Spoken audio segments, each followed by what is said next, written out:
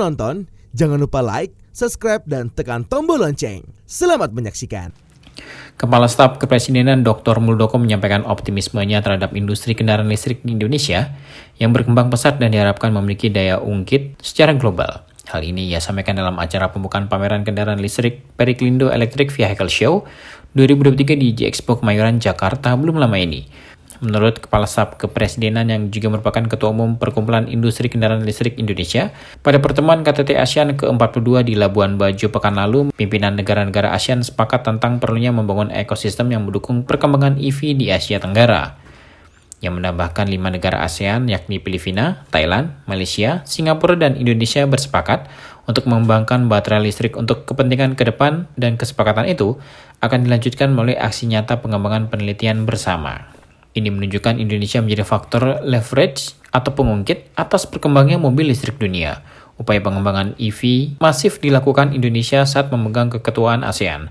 Untuk itu, Muldoko berharap para pengusaha, investor, pemegang kebijakan, jangan ragu bahwa EV adalah mobil masa depan untuk kepentingan dunia yang semakin bersih dan untuk keberlanjutan hidup anak cucu. Selain itu, pengembangan kendaraan listrik secara tidak langsung akan mendukung pengembangan di sektor lainnya. Pasalnya saat ini APBN banyak digelontorkan untuk subsidi bahan bakar minyak.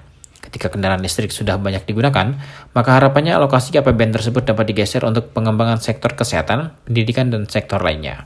Terkait subsidi kendaraan listrik, pemerintah akan mengevaluasi agar bagaimana kebijakan ini bisa berjalan efektif. Beberapa di antaranya terkait perbedaan insentif dan subsidi. Mekanisme pemberian subsidi dan insentif dan lain-lainnya nanti akan dievaluasi. Saya selaku Ketua Umum Periklindo menyampaikan ucapan terima kasih kepada semua pihak yang telah memberikan dukungan yang luar biasa terhadap Periklindo, terus yang kedua terhadap penyelenggaraan PEV yang kedua ini. Dukungan itu mengalir luar biasa, teman-teman sekalian, baik dari partisipan, baik dari government, baik dari pihak-pihak lain, itu semakin meningkat. Hal itu ditunjukkan dengan adanya kepesertaan Periklindo yang semakin hari semakin luas. Yang kedua, kepesertaan di dalam PEV yang kita lihat sekarang ini, bermunculan berbagai produk kendaraan listrik itu sendiri maupun unsur-unsur pendukungnya. Ini sebuah realita yang patut kita syukuri bersama. Hadirin sekalian, saya ingin mengulangi bahwa dalam pertemuan KTT ASEAN kemarin, para leaders di kawasan ASEAN 10+1 dari Timor Leste membuat pernyataan yang sangat tegas bahwa para leader bersepakat untuk membangun sebuah ekosistem electrical vehicle di kawasan ASEAN dan menempatkan ASEAN sebagai central of global production di mobil listrik itu. Jadi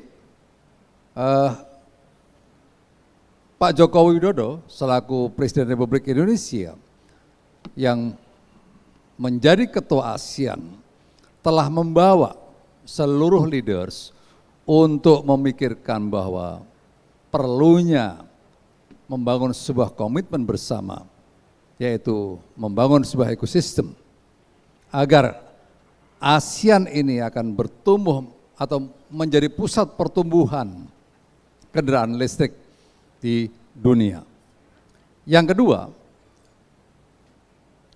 bahwa 5 negara, Indonesia, Singapura, Malaysia, Thailand, dan Filipina, mereka bersepakat untuk riset and development atas baterai listrik ke depan.